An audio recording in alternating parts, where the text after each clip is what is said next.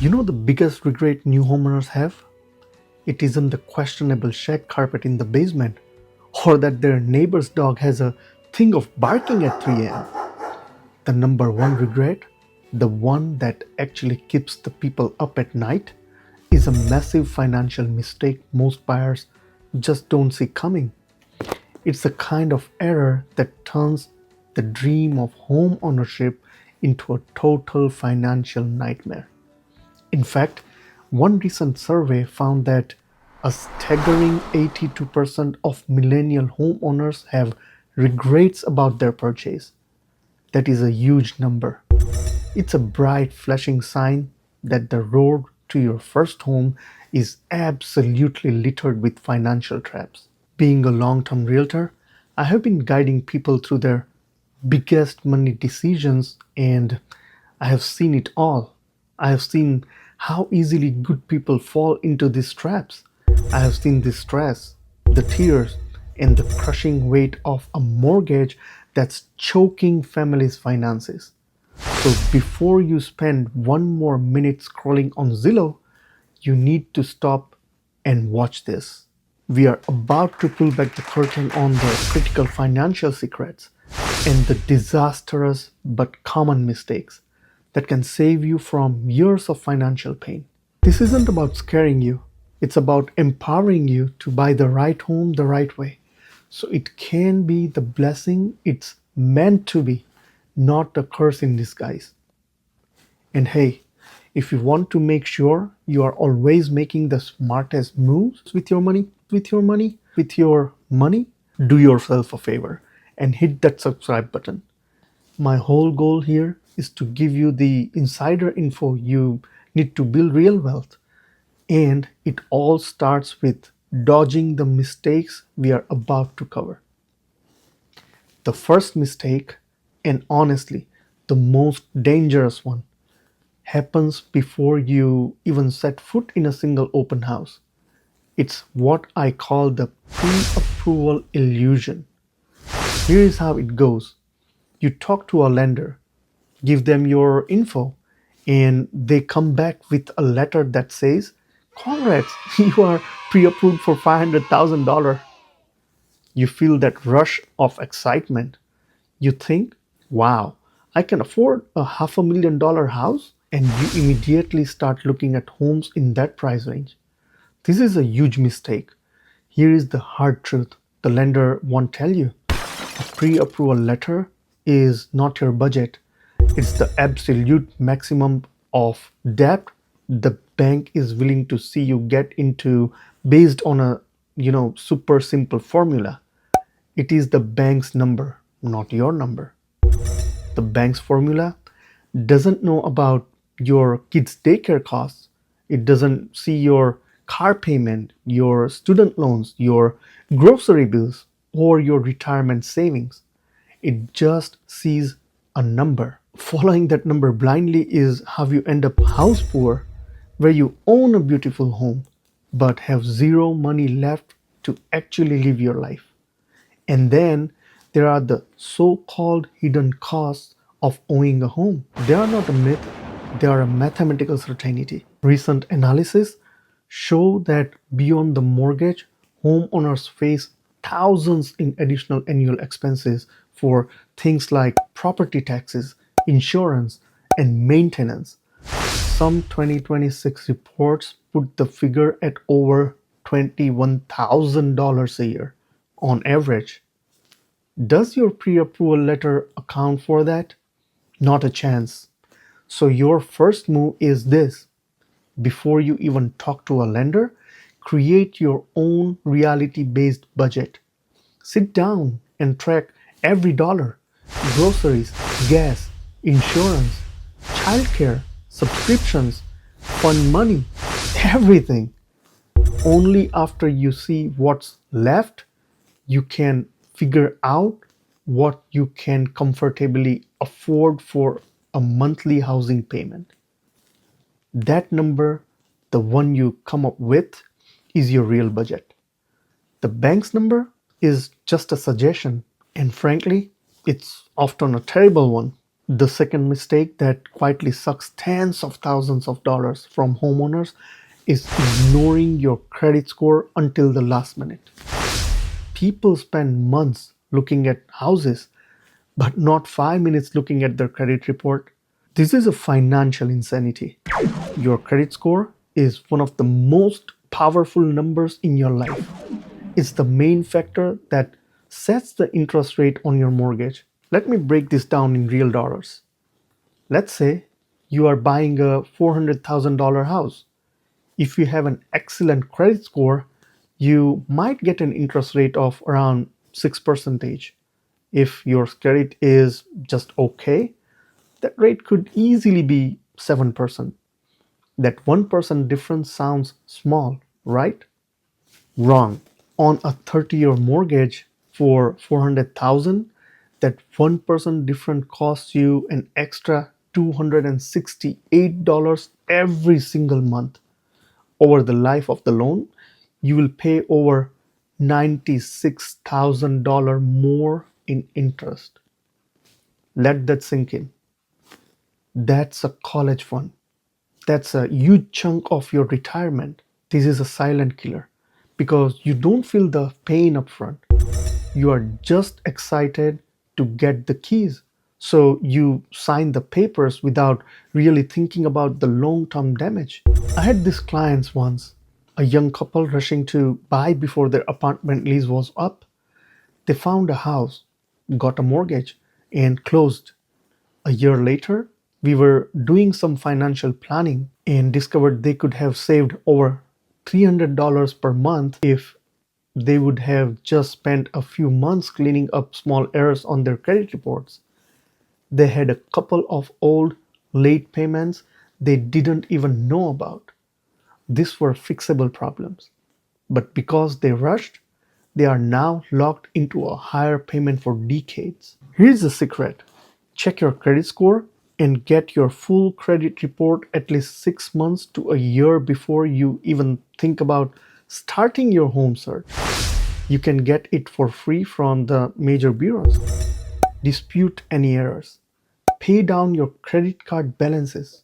Don't let a few little dings on your report cost you a fortune. This leads right into our third disastrous mistake: knowingly buying one more house than you can afford. This is the emotional mistake. It's what happens when you walk into a house and just fall in love. You see the big backyard for the dog, the perfect kitchen for Thanksgiving, the extra bedroom for a future kid, maybe. The real estate agent says it's at the top of your pre approval, but you can make it work. And you tell yourself, well, just cut back on other things. Welcome to the affordability trap. Just because the bank says you can borrow that much doesn't mean you should. Remember, the bank is not your friend. Its goal is to lend money and turn a profit. Your goal is to build a happy, financially secure life. Those are two very different goals.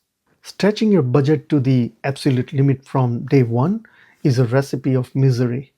If that mortgage payment feels tight the day you close, I promise you, it will feel excruciating 2 years later when the property taxes go up, the insurance premium spike, and the water heater decides to die. This is how people end up with a show house. It looks great on Instagram, but inside, the owners are stressed out, can't afford a vacation, are putting off repairs, and every unexpected bill is a 5 alarm fire.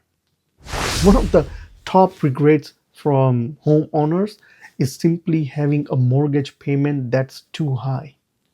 I will never forget this one gentleman I worked with.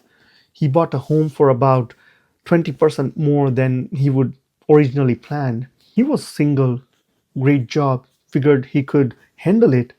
He maxed out his mortgage. 6 months later, his company had layoffs. His job was gone because his payment was so huge. He hadn't been able to build up any savings, no emergency fund. Within 4 months, he was facing foreclosure. He had to sell the house at a loss, which wiped out his savings and wrecked his credit. If he had just stuck on his original, more conservative budget, he would have had the breathing room to survive the job loss. The fix here is simple discipline.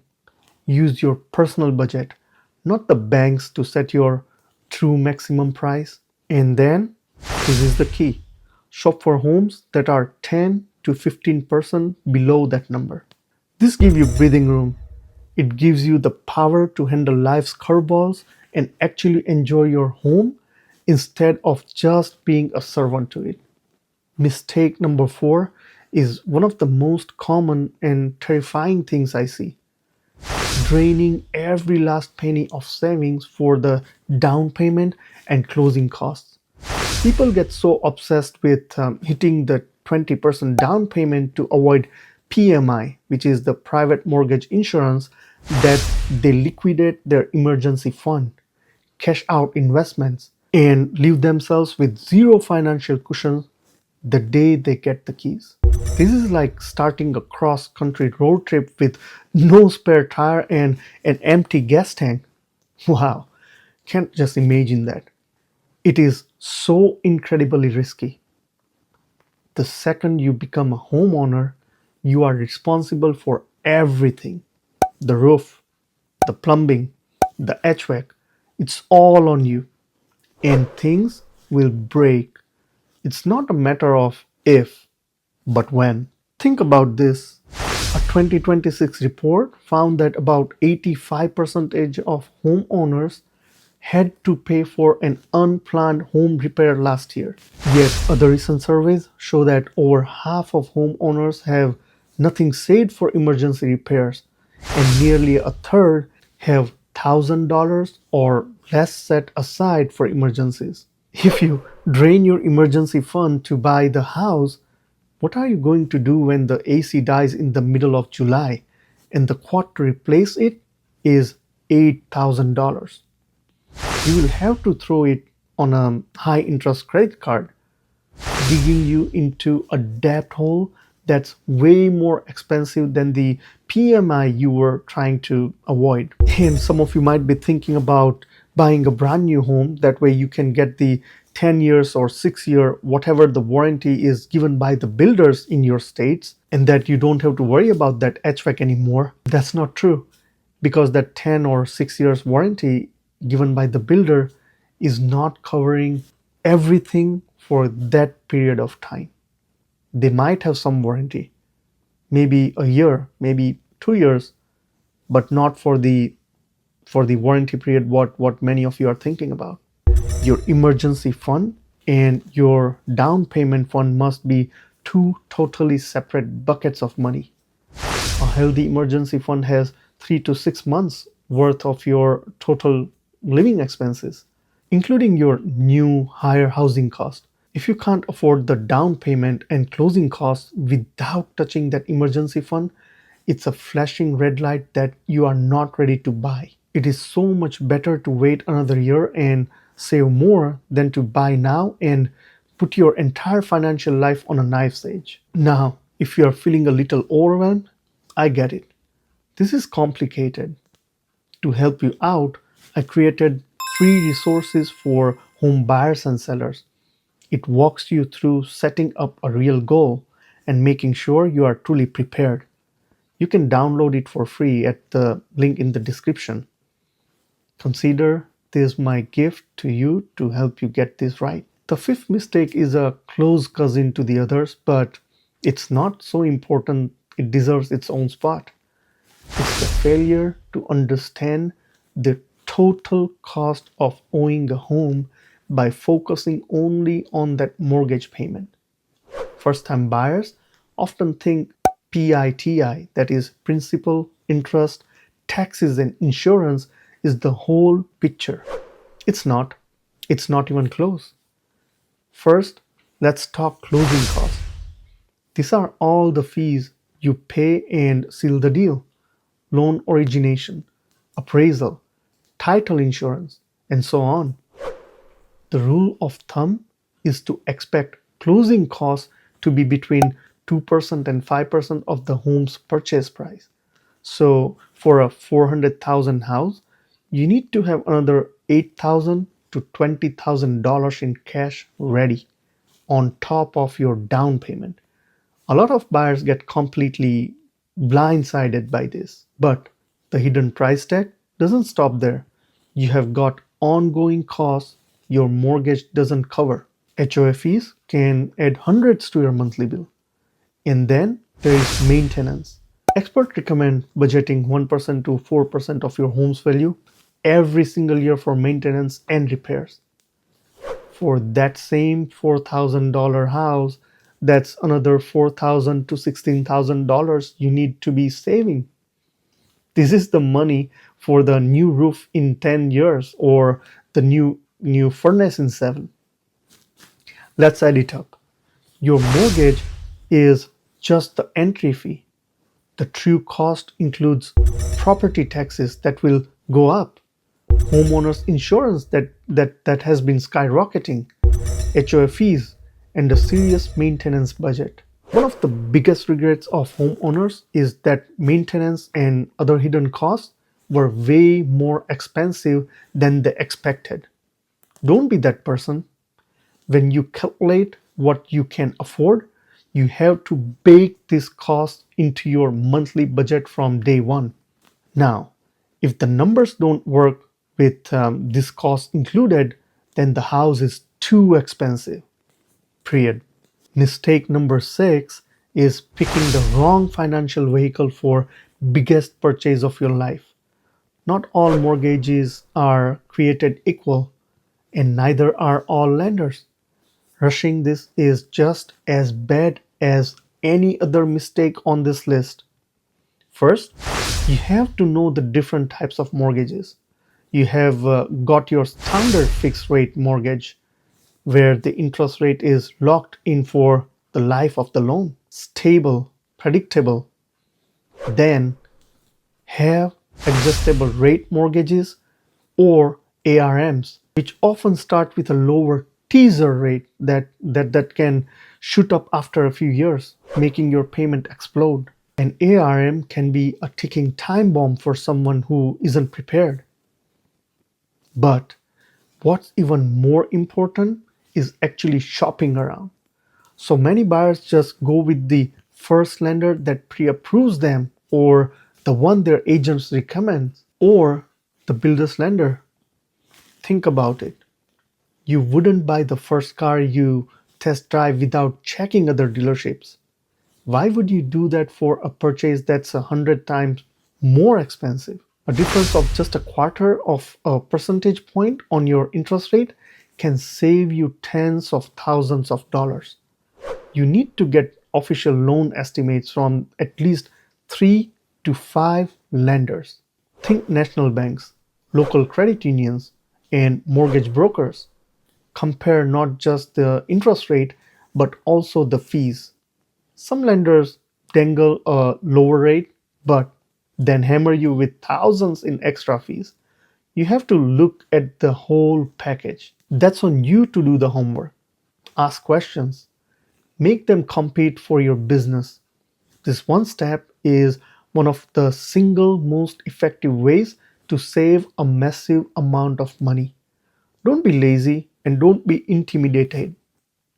It's your money. Get the best deal. And finally, we are at the last disastrous mistake: sabotaging your own loan right before you get to the finish line. You have done everything right. You saved, you budgeted, you found the perfect house, you got a great mortgage lined up, and then you make a major financial change. This is the final fumble. What a lot of buyers don't realize is that lenders will pull your credit and check your finances one last time right before you close. They are making sure nothing has changed. So, what does sabotage look like? It looks like going to the furniture store and financing a whole new living room set. It looks like buying a new car because you will finally have a garage. It looks like opening three new credit cards to get the sign up bonuses. It can even look like changing jobs, even if it's for a higher salary. Any of these things can kill the deal. Why? Because they change your debt to income ratio or employment history. That new car loan adds probably $600 monthly payment, which could suddenly push your DTI over the lender's limit and proof of loan denied. Changing jobs, even for more money, introduces risk in the eyes of the underwriter. I have personally seen this happen. A client who was 1 week from closing, they went out and bought a brand new truck. The lender did its final credit pull, saw the new 50,000 loan, and slammed the brakes on the mortgage. The deal was delayed for weeks while they scrambled to fix it. They almost lost the house and the deposit. The rule is simple. From the moment you apply for a mortgage until the keys are in your hand, your financial life must be in a state of suspended animation. Do not open new credit. Do not make any large purchases. Do not co sign a loan for anyone. And do not change jobs without talking to your lender first. Celebrate after you close, not before. So, there you have it, the 7 mistakes that turn the dream of home ownership into a nightmare. We have covered a lot of ground, from the illusion of the pre approval number to buying more house than you can afford, and even sabotaging your loan right at the finish line. The point of all this isn't to scare you, but to prepare you. A recent Realtor.com study showed that while many recent buyers are happy, about two-thirds of millennials still have regret about their purchase. My mission is to make sure you are in the group that has zero regrets. Buying a home is a huge journey, but if you are disciplined, do your homework, and focus on your long term financial health, you can absolutely nail it. A home should be a source of joy and stability, not a source of constant money stress. You have the power to make this the best financial decision of your life. Be patient, be diligent, and be smart. Now that you know the biggest financial mistakes to avoid, the next step is understanding why closing costs surprises most home buyers. Click the video on your screen to learn more about these surprises. And if you ever need guidance in your own market or help finding a trusted agent anywhere in the country, the links to connect with me directly, along with referral support for buying, selling, or investing in real estate, are in the description below. Thanks for watching, and I'll see you in the next one.